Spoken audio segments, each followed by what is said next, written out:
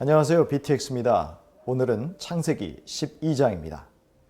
바벨탑의 사건을 통해서 사람은 어쩔 수 없다는 것이 판명되었지만 하나님은 인류를 멸망시키는 대신에 한 사람을 통해서 온 인류를 구원하시겠다는 계획을 실행하십니다.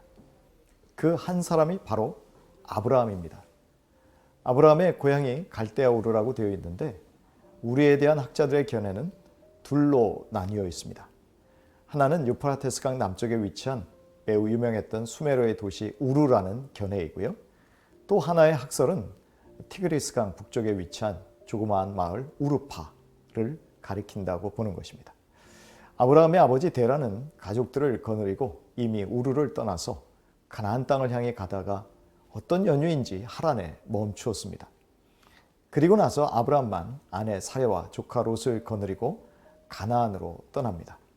이렇게 성경은 아브라함의 고향이 갈대아 우르라고 알려주고 있습니다.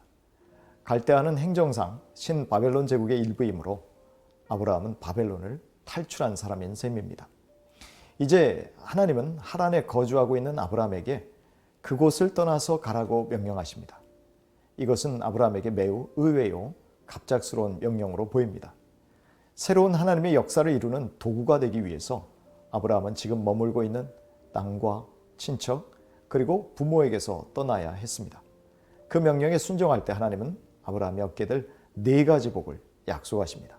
그것들은 땅, 축복, 씨앗, 이름 등입니다. 큰 민족을 이룬다는 것은 땅을 차지한다는 것입니다. 이때의 복은 자손과 재물에 대한 복일 것입니다. 이름을 창대하게 하겠다는 것은 아브라함의 명성이 시대와 장소를 초월하여 세상에 두루 퍼질 것이라는 말입니다. 복이 될지라 라는 표현의 명령문은 복의 근원이 되라는 뜻입니다. 즉 아브라함에게 주시는 하나님의 복은 개인적인 차원을 떠나 모든 민족들에게 미치는 복이 된다는 의미입니다. 이처럼 하나님의 축복은 순종이 전제가 된 약속입니다. 또한 하나님의 축복은 세상에서의 삶과 관련된 구체적인 것들이지만 하나님을 신뢰하고 따라가는 오랜 시간 후에 얻게 된다는 것이죠. 그래서 인내가 필요합니다. 그리고 축복은 아브라함만을 위한 것이 아니라는 것입니다. 혼자만 누리는 축복이 아닌 모든 사람들에게까지 미치는 복이 되길 원하셨습니다. 우리 그리스도인들이 구하는 복 역시 세상 사람들이 복을 받을 수 있게 하는 통로 역할을 해야 한다는 것을 알아야 합니다. 하나님의 부르심에 응답하고 하나님의 약속을 믿은 아브라함은 그의 아내 사레와 함께 떠납니다. 자신의 판단이나 감정, 느낌을 좇은 것이 아니라 오직 말씀에 의지하여 떠난 것이죠. 그는 갈 바를 알지 못하고 떠난 것입니다. 그의 나이 75세에 오직 여호와 하나님이라는 분의 말씀만 믿고 새로운 인생을 시작하기에는 너무나 위험 부담이 컸을 것입니다. 하지만 순전히 여호와 하나님만을 믿고 지금까지 그에게 익숙했던 모든 것들과 헤어지기로 결심한 것입니다. 하란에서 세겜까지는 600마일, 즉 1000km에 가까운 거리였습니다. 그리고 거기에 가나안 원주민들이 살고 있었습니다. 그러나 하나님은 그 땅을 아브라함의 자손에게 주겠다고 친히 나타나셔서 약속하십니다. 특히 상수리 나무는 당시 가르치는 자의 상수리 나무라고 불리웠습니다. 아마도 상수리 나무 아래에서 신의 말씀을 대언하는 선지자들의 가르침이 있었던 모양입니다. 그 지역에서는 매우 무성하고 키가 큰 나무여서 신의 능력이 임하는 곳이라고 특별히 생각했다고 합니다. 그리하여 높은 나무가 하늘과 땅을 연결한다고 생각하고 제단을 세우고 우상들을 숭배한 것입니다. 아브라함은 바로 그곳에서 하나님을 위하여 제단을 쌓고 예배하였습니다. 우상을 숭배하는 곳에서 하나님을 예배함은 이곳이 참 하나님의 제단이다 라는 일종의 정복 선언과 같은 것입니다. 아직 아브라함이나 그의 자손에게 주어진 것은 아니지만 믿음으로 이미 하나님께 구별된 땅이요 자기의 자손에게 주어진 땅이 되었음을 선언한 것입니다.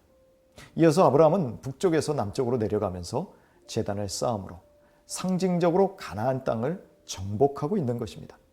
약속에 대한 믿음으로 그 땅을 차지하고 있는 것이죠.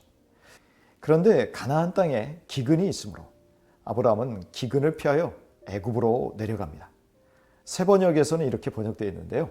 얼마 동안 몸부쳐 살려고 간 것이다 라는 거죠. 아브라함이 하나님의 뜻을 묻지 않고 당시 가나안 사람들이 흉년이 들면 식량이 풍족한 애굽으로 내려가는 관행을 따른 것입니다. 아브라함이 자기 마음대로 결정하고 애굽으로 내려가면서 인간적인 술수를 씁니다.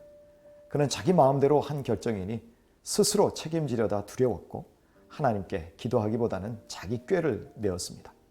하나님보다 사람이 크게 느껴지니 두려운 마음에 아내를 누이라고 거짓말을 하게 되었습니다. 물론 절반의 거짓말로서 실제로 사례는 아브라함의 이복 여동생이었습니다. 하지만 아브라함은 이로 인하여 아내를 보호하는 것이 아니라 더 쉽게 빼앗길 위험에 빠지게 되었습니다. 결과적으로 하나님이 주실 약속의 자손을 잉태할 사례를 더 위험에 빠뜨리게 한 것이죠. 아브라함은 하나님의 계획을 무산시키게 될 위험한 상황을 만든 것입니다. 아브라함의 우려는 현실이 됩니다. 그래서 사례는 바로의 후궁이 될 처지에 놓이게 됩니다. 그 때문에 아브라함은 졸지에 왕으로부터 많은 선물을 받고 재산이 증식됩니다. 낙타는 당시에 가장 비싼 운송 수단이기도 했습니다. 이때 하나님이 개입하십니다. 하나님은 이 사태를 방관하실 수 없었습니다. 그래서 하나님은 개입하셔서 바로와 그 집에 큰 재앙을 내리셨습니다.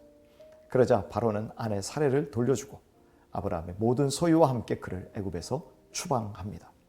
인간적인 방법으로 위기를 모면하려 했던 아브라함인데도 하나님은 그의 목숨과 재산에도 손해가 나지 않게 하셨고 아내 사례를 순결하게 보호하여 주셨습니다.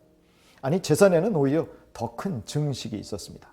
그러나 여기서 아브라함은 망신을 당하고 애굽에서 쫓겨납니다.